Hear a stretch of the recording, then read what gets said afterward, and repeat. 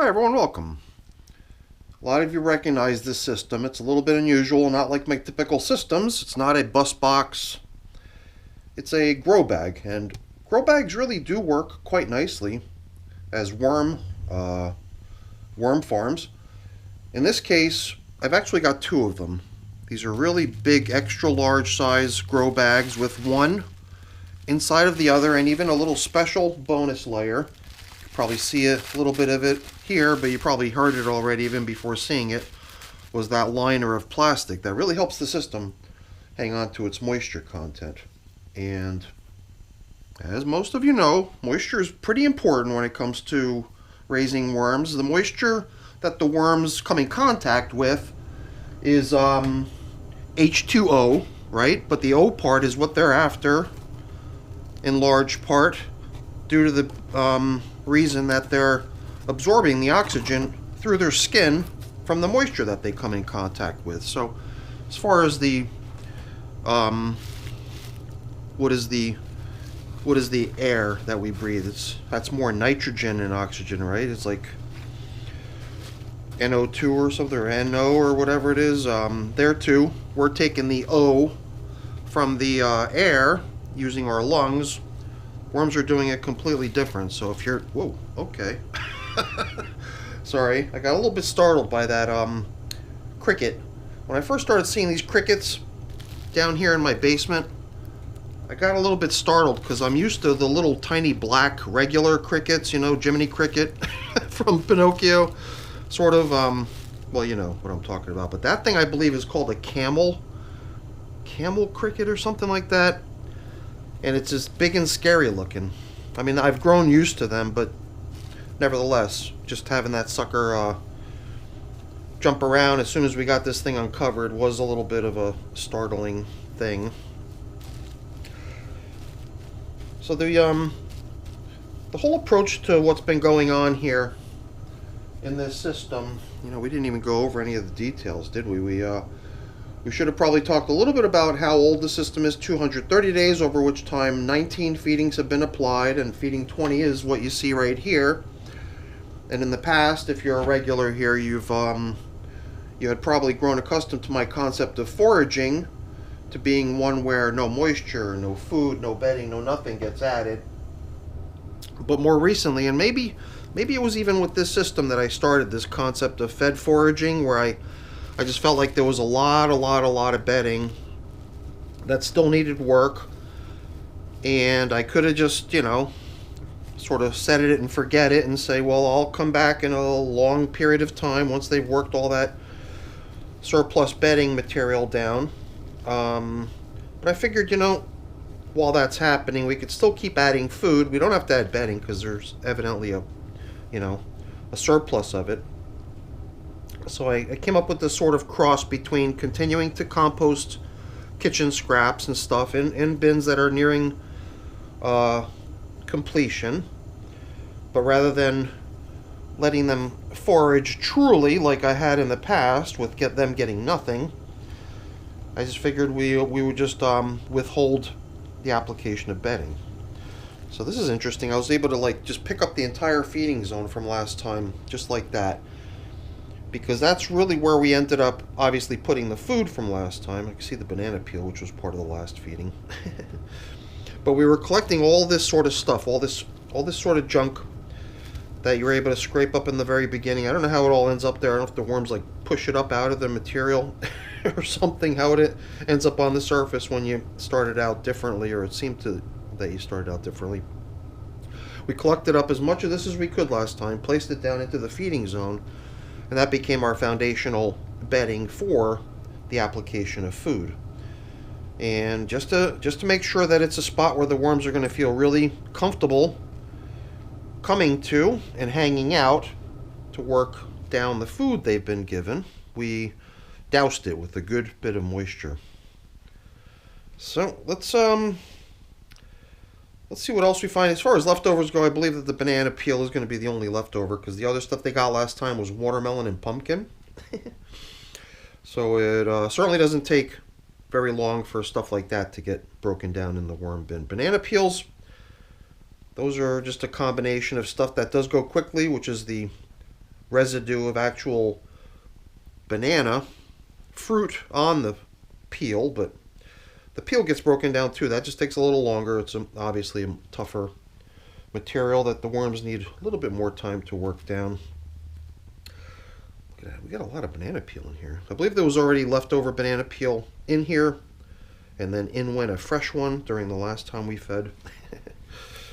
So, yeah. So I kept thinking to myself how cool it would be if I sort of had my screen here, and if every handful that I picked up,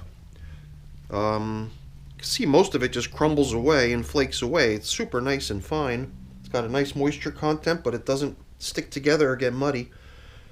That'd be so nice to be able to actually truly collect a lot of this material together, so that the only other stuff that surrounds the feeding area is truly finished castings and stuff like that. But I think we're quite a way away from this system really reaching that point. This is a peach pit. I think we even encountered it last time, and we thought about maybe removing it, and that little tiny worm that was sort of almost in it, I couldn't just shake him off. It seemed like I had to sort of extract him from a little bit of a hole. So, I don't know. Perhaps I could just leave it. So, I don't know. You just kind of get this feeling like, oh man, it would be so nice to be able to truly see what's all finished castings, all stuff that's fine enough to pass through a sieve, and then really end up with only that stuff that still needs work, and just keep focusing that stuff back down into the feeding zone where the worms are going to be. I guess if I was designing a machine that was going to do all this stuff that we do by hand, I would definitely want it to kind of do that. Sort of take early little mini harvests of the finished castings and separate them from the stuff that you really want the worms focusing on, which is all the newly added stuff and the large residue of past feedings and stuff like that. So, alright, I'm just kind of indulging my curiosity by continuing to poke around here, but at the same time I'm also picking out bits of material that I believe would work well as another little collection of materials to lay down as the foundation for our feeding. A lot of it is leftover banana peel. But once that stuff gets going, it does go pretty quick, but it just takes a little bit longer than the rest of the banana to really kick into high gear. And then over here, not that much. It did feel to me like the collection of gathered bedding type materials, which didn't include all this banana peel, yeah. It felt like it was possibly twice as much as this. So I thought I would try to get a sense of, how are we doing in terms of breaking down what had easily come together as just a collection of stuff that definitely still needs work as far as leftover bedding. It did seem to me like we had something in excess of a handful, possibly about 2 good handfuls. And here it just feels like we're making good progress. It feels like a lot of it has been worked down. So, like I said, no fresh bedding goes in. We're just going to drop today's feeding right in on top of our little collection of leftover bedding type materials that we gathered in the beginning. And you can see there's all kinds of stuff here. There's a lot of carrot peel as well as this parsnip, I guess the white carrots, the peels of that too. And there's orange peel. There's cabbage. There might be a couple other things in here too, but it's a pretty nice little collection of stuff. And I've got my grid here. We'll throw a little bit of grid in here to accompany today's feeding.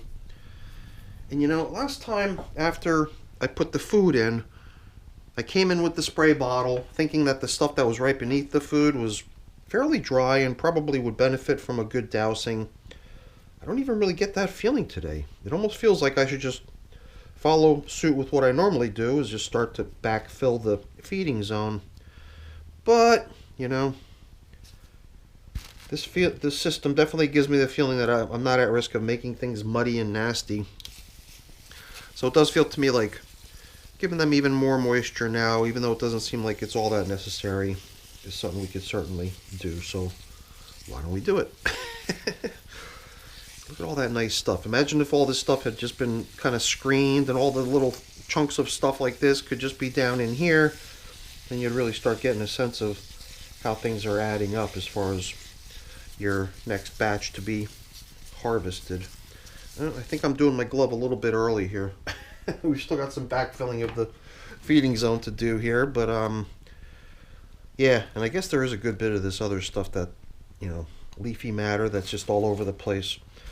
If you really wanted a good thorough collection of all that sort of stuff that still remains in the system, it does seem like breaking out the screen would be the way to definitely get a nice collection of that stuff together. I don't know.